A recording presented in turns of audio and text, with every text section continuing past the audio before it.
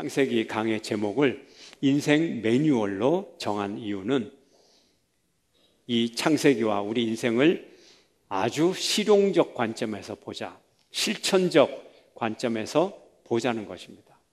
실제적 우리의 삶이 정말 성경대로 되도록, 창조 목적대로 되도록 그렇게 성경을 다시 한번 보자는 것입니다. 26절 말씀 함께 읽겠습니다. 다 함께. 하나님이 이르시되 우리의 형상을 따라 우리의 모양대로 우리가 사람을 만들고 그들로 바다의 물고기와 하늘의 새와 가축과 온 땅과 땅에 기는 모든 것을 다스리게 하자 하시고, 하나님이 사람을 만들 때 하나님의 형상을 따라 하나님의 모양대로 만드셨습니다. 우리 속에 하나님의 속성을 만들어 주신 거예요. 사람이 하나님은 분명히 아니지만 하나님 닮은 모습 무언가가 있다는 거예요. 이게 뭘까요? 하나님은 피조물을 보시고 보시기에 좋았더라. 보니까 참 좋다. 그러면서 아주 흡족하고 만족하게 생각을 하셨어요. 이렇게 하나님의 기뻐하는 마음이 우리 인간을 통하여 보여져야 하는 거예요. 하나님의 선한 창조 의지가 드러나야 하는 것입니다. 누구를 통해서? 사람을 통해서.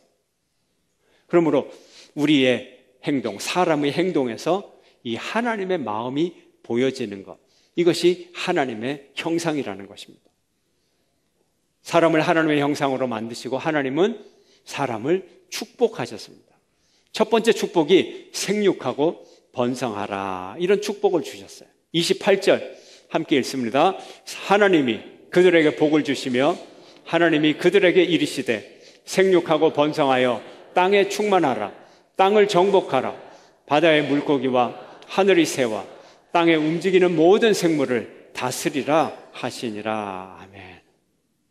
생육하고 번성하여 땅에 충만하라. 생육한다는 것은 다산하라는 거예요. 자식을 많이 낳으라는 거예요. 번성한다는 것은 말 그대로 숫자가 증가하고, 땅에 충만하라. 땅을 가득 채워라. 그래서 다산하고 크게 증가해서 땅에 가득 채워라. 이것이 하나님의 축복의 내용인 것입니다. 이 땅에 살아가는 생존, 생명권, 생육, 번성의 권리, 이것을 하나님이 축복으로 주신 것이죠. 그래서 생육하고 번성하기 위해서 하나님은 사람을 남자와 여자로 만드셨어요. 남성과 여성, 하나님은 성을 만드셨는데 이 성의 창조주가 하나님이라는 거죠. 그런데 피조물은 다 진선미가 있다 그랬어요. 모든 피조물은 진실되고 올바르고 선하고 아름답다 그랬어요. 그러므로 하나님이 창조한 인간, 하나님이 창조한 남자와 여자, 하나님이 창조한 남성, 여성, 이 모든 것이 바로 진선미. 그래서 인간의 성은 참 올바르고 선하고 아름다운 거예요. 이것이 본래 하나님이 만드신 것이기 때문에, 그래서 축복이 되는 거예요. 하나님은 또 우리에게 땅을 정복하라고 축복을 주셨습니다. 시대를 불문하고 가장 기본적인 원칙이 중요합니다. 원초적인 법칙이 중요합니다. 지구상에서 어떤 종이 이 자연 지배의 주도권을 갖고 있는가? 생물학적인 생존력이 어떤 데서 나오는가? 개체수에서 나옵니다. 지극히 원시적이고 생물학적이에요. 개체수가 이 지구의 주도권을 장악을 합니다. 생물학적인 생존력은 개체수에서 나옵니다. 그래서 지구상에서 다른 종에 비해서 개체수가 더 많으면 그 지배력이 커지는 거예요. 타종과 경쟁력을 갖는 거예요. 미국 같은 다인종 국가에서 인종 분포가 아주 중요합니다. 미국인들의 사고방식, 정서, 문화, 그들의 일상생활에 이르기까지, 미국 정부의 정책, 외교, 국방에 이르기까지 인종의 영향을 받습니다. 우리는 학연, 지연으로 사람을 먼저 구별하지만 미국 사회에서는 인종과 그가 속한 민족을 먼저 중요하게 보면서 그 사람을 분별하는 것입니다. 성경 창세기를 보면 이스라엘 집에 70명의 남자들이 이집트로 내려갔습니다. 그리고 430년이 지나면서 200만 명의 인구가 되었습니다.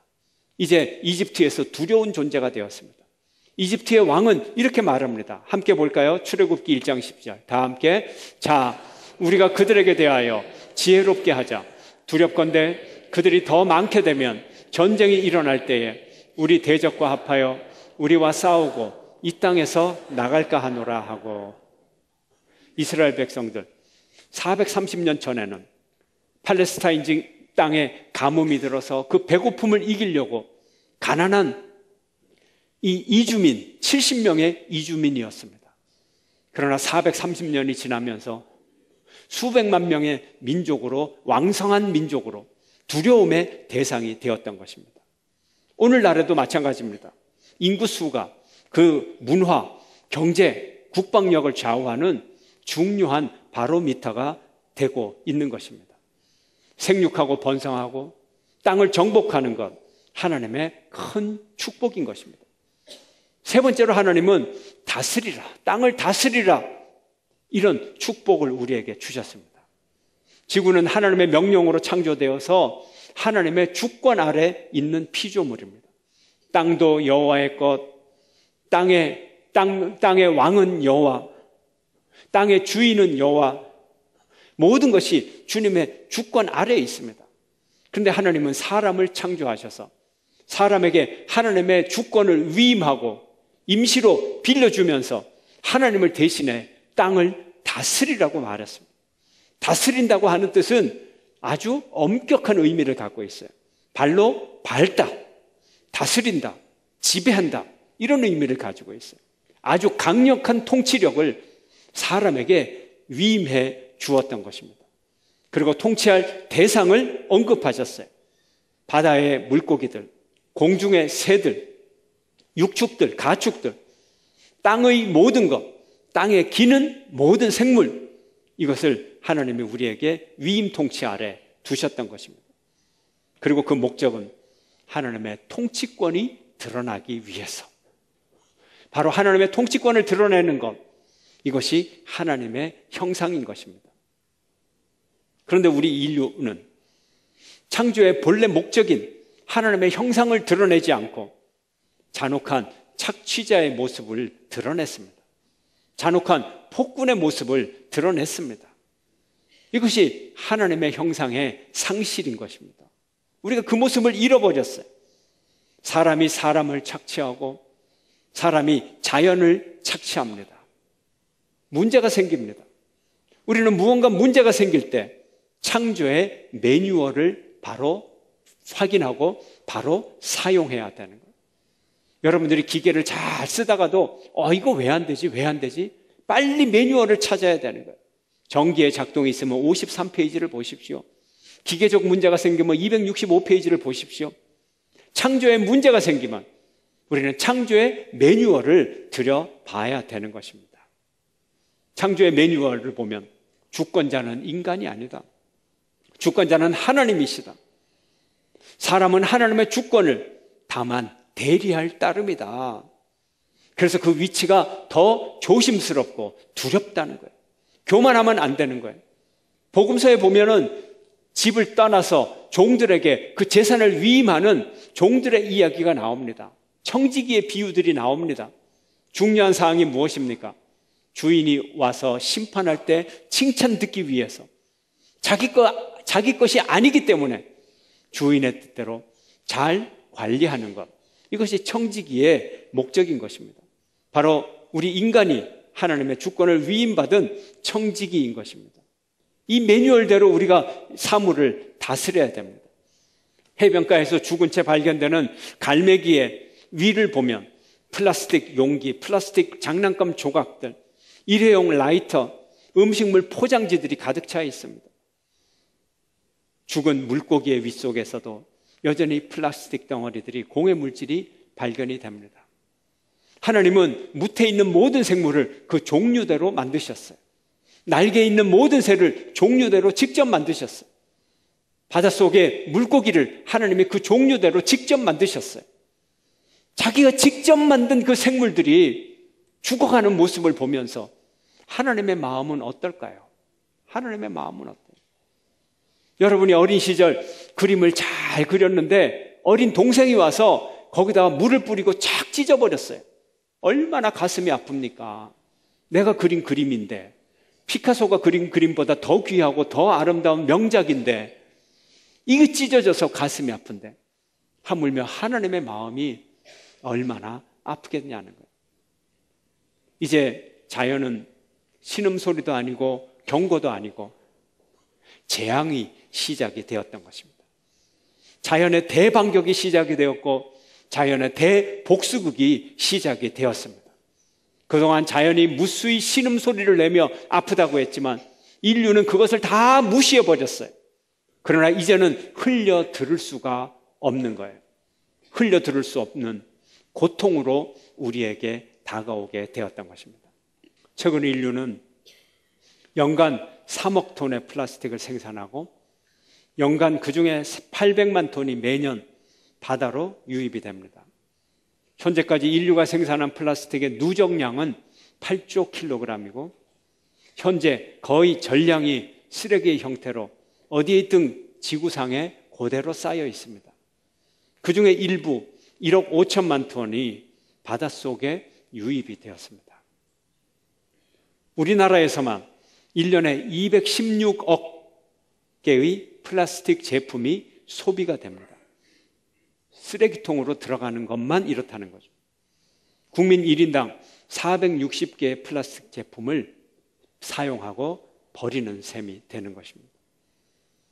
모든 쓰레기는 바다로 흘러들어갑니다. 바닷속에 있는 모든 생물들이 그것을 다 먹어서 정화할 때까지 그 물질은 사라지지 않을 것입니다. 많은 해양 생물과 사람들이 그것을 먹으면서 필터링을 하게 될 것입니다. 피조물의 생명이 바다 공해 물질의 필터가 될 것입니다. 바다 생물이 이제 공해의 피해자가 되어서 죽음을 당하듯 사람은 자기가 버린 공해 물질, 이 플라스틱 가루를 자신의 세포 속에 가득가득 담아가면서 죽어가게 될 것입니다. 우리의 삶이 하나님의 창조 매뉴얼, 자연법에 벗어나서는 안 됩니다. 하나님의 창조 법칙에 부합되지 않는 것, 자연스럽지 않은 것, 이것은 유지가 될 수도 없고 파괴될 수밖에 없고 생명 유지가 불가능한 것입니다. 앞에서 우리가 지켜야 할 성적 윤리조차도 자연법에 근거한 성적 윤리만이 지속될 수 있는 그런 제대로 진정한 법이 되는 것입니다. 우리가 자연에게 자비를 베풀지 않으면, 사랑을 베풀지 않으면 자연도 우리를 사랑해 주지 않을 것입니다. 적대 관계가 유지될 것입니다. 오늘날 우리 인류는 공감 능력을 잃어버렸습니다. 함께 피조된 사람, 같이 함께 살아가는 사람을 향해서, 동물을 향해서, 식물을 향해서, 자연을 향해서, 땅과 바다 전체를 향해서 마구잡이로 사용하고 이용하고 과용하고 악용하고 학대하고 착취합니다. 제가 여기에 이름을 붙여봤어요. 이용 폐기 공식이라고. 이용하고 폐기시켜버리는 거예요. 끔찍한 범죄 소식을 보면 오늘 좀 부담스러운 내용이 많아요. 제가 말을 하면서도 부담스럽습니다. 이게 설교 주제이기 때문에. 어떻게 사람을 저렇게 할 수가 있을까? 어떻게 사람을 저렇게 잔혹하게 대할 수 있을까? 소름이 돋습니다. 한 사람을 자기의 욕망의 대상으로 삼고, 그것도 단 한 번에 욕망의 대상으로 삼고 일회용품처럼 사람의 생명을 폐기해 버립니다. 이런 말로 표현을 해야 된다는 것이 너무 부담스럽고 힘들어요. 그러나 현실이 그래요. 자연에 대해서는 어때요? 말할 것도 없죠. 자연을 그냥 사용하고 폐기해 버리는 거예요. 우리가 오래 사용한 자동차조차도 폐기의 절차를 밟아서 폐기 처분을 합니다. 아무렇게나 버리지 않아요. 그러나 오늘날 우리는 더 많은 빈도에 있어서 그 무엇을, 자연물을, 인격체조차 이용 폐기의 공식 속에서 살아가고 있는 것입니다. 한마디로 우리는 생명에 대한 예의 범절을 잃어버렸어요. 자연을 바라보면서 심지어 사람을 바라보면서도 오직 경제적으로만 접근했던 것, 이 결과로 세상이 이렇게 되어가는 것입니다. 우리는 우리의 관심사가 피조물을 이용 가치에만 머물러 있었던 것입니다. 오늘날 해결책을 논의하면서도 여전히 경제적 관점에만 머물러 있으려고 하는 것입니다. 한국 경제, 한국의 정책, 지난 수년간 자연에 대해서 경제적인 관점과 생명적 관점 사이에 충돌이 있었어요. 오랜 갈등이 있었어요. 예를 들어서 이런 거예요. 물을 치수의 대상으로만 보는가? 물을 관리하고 다스리는 경제적 관점에서 볼 것인가? 아니면 물을 생명체로 볼 것인가? 물을 환경의 관점, 생명싸개로 볼 것인가? 우리의 생명을 감싸고 있는 환경, 생명싸개, 이렇게 볼 것인가? 물 자체를 생명체로 볼 것인가? 아니면 이렇게 환경적인 관점에서 볼 것인가? 현대 문명 사회에서 경제적 관점 중요합니다. 생명적 관점 역시 중요합니다. 이 둘 모두가 무시할 수 없는 중요성을 가지고 있습니다.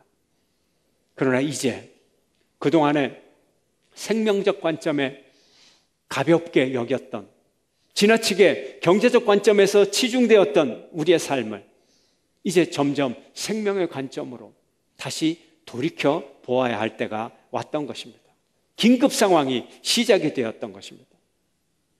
경제적 관점에서 자연의 생명과 사람의 생명을 자꾸 값으로 매기다 보니, 이용 가치로 자꾸 매기다 보니 그 가격이 점점 떨어지고 무가치하게 여겨지는 그런 이유 때문에 그런 것입니다.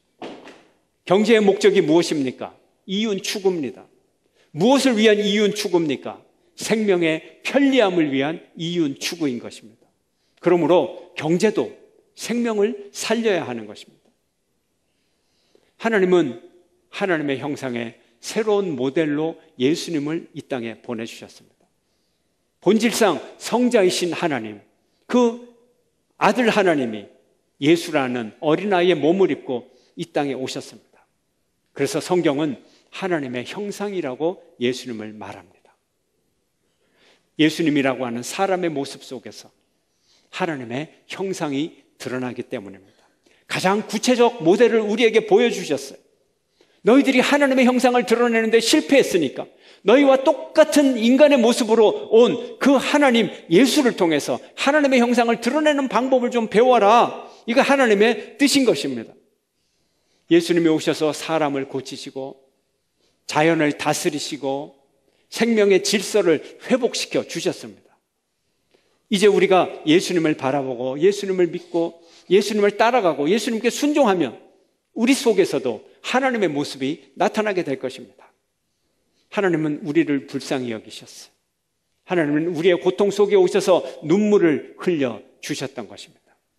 그리고 내 이웃을 내 몸과 같이 사랑하라고 하셨어요. 당신이 그렇게 우리를 사랑하시면서 그 명령을 우리에게 주셨던 것입니다. 마태복음 19장 9절 함께 읽습니다. 내 이웃을 내 자신과 같이 사랑하라. 한 번 더 읽겠습니다. 내 이웃을 내 자신과 같이 사랑하라. 예수님의 말씀입니다. 이웃이 누굽니까? 이웃이 누굽니까? 이웃이라고 생각했던 그런 대상이 아니라 이웃이라고 생각하지 않았던 대상에게 이웃이 되어주는 것, 이것이 진정한 이웃이에요. 그러므로 이웃을 사랑하는 것은 사랑하지 않았던 사람을 새롭게 사랑하게 되는 것, 사랑하지 않았던 자연을 이제 새롭게 사랑하게 되는 것, 이것이 이웃사랑의 본질인 것입니다. 우리가 비록 자연을 홀대했지만, 비록 우리가 인간을 비인간적인 대접으로 하며 살았지만, 이제는 참 이웃으로 믿으며 이웃으로 이제는 진정한 사랑의 대상으로 살아가라는 것입니다. 또한 예수님은 서로 사랑하라고 말씀하셨습니다. 요한복음 함께 읽겠습니다. 새 계명을 너희에게 주노니 서로 사랑하라. 내가 너희를 사랑한 것 같이 너희도 서로 사랑하라. 모든 관계가 이용과 착취와 폐기의 이런 공식의 관계가 아니라 사랑과 희생의 법칙대로 살아가라는 거예요. 사랑과 희생의 관계를 만들라는 거예요. 모든 피조물을 공감하고 그들의 고통을 이해하고 그들의 즐거움을 깨닫고 그들을 향한 아름다움을 감사하고 사랑의 대상으로 삼으라는 것입니다. 우리 모두에게 하나님의 최후의 심판이 임할 것입니다. 하나님의 최후의 심판의 날, 우리가 생각지도 않았던 하나님의 심판의 조건이 등장할지도 모르는 것입니다. 창세기의 인생 매뉴얼, 분명히 인간은 인간만 사랑하는 것이 아니라 모든 피조물을 다스리고 사랑하라고 위협을 주셨습니다. 우리는 그걸 잃어버렸어요. 잊어버렸어요. 겨우 사람만 사랑한다고 생각하고 그 사람조차도 이용의 대상으로 생각했던 타락한 삶을 살아갔어요. 그러나 하나님의 심판대에 설 때 하나님은 인생 매뉴얼을 가지고 1장부터 심판하게 될 것입니다. 최후의 심판의 날 하나님이 공의 물질을 먹고 죽은 물고기를 보여주면서 새 윗속에 있는 물건들을 다 끄집어내면서 이게 웬 플라스틱이냐? 이게 웬 라이터냐? 이게 웬 비닐봉지냐? 내가 바다의 물고기와 땅에 기는 것과 온갖 종류의 새를 잘 다스리라고 했지. 근데 왜 너희는 이 귀한 피조물에게 이따위 플라스틱이나 먹이고 이따위 공의 물질이나 먹이고 왜 이렇게 했느냐?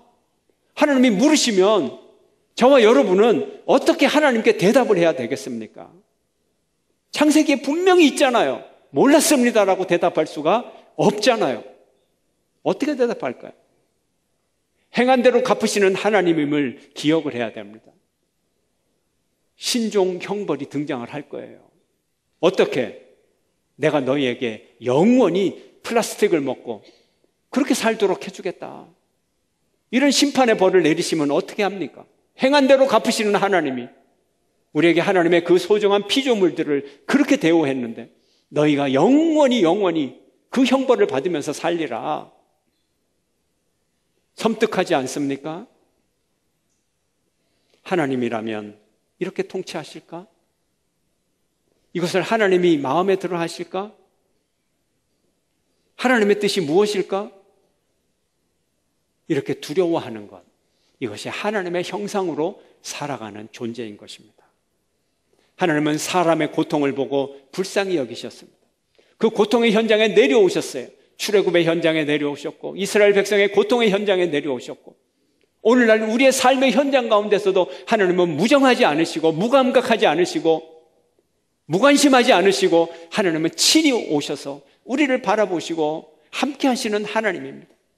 참다 못한 하나님은 당신의 독생자까지 보내주신 하나님입니다. 이것이 하나님의 본질입니다. 우리는 이미 이 사랑을 받은 존재입니다. 이 사랑을 받은 흔적이 우리 속에 있습니다. 그렇다면 이 사랑의 흔적을 우리가 보여줄 수 있어요. 이것이 하나님의 모습인 것입니다. 이것이 하나님의 형상인 것입니다. 이런 사랑을 받은 여러분, 저와 여러분, 하나님께서 우리에게 주신 엄청난 은혜와 축복과 소명을 우리는 이제 감당할 수 있는 사람인 것입니다. 자연과 사람, 함께 창조된 모든 창조물을 여전히 하나님의 마음으로 사랑하는 저와 여러분 모두가 되시기를 주의 이름으로 축원합니다.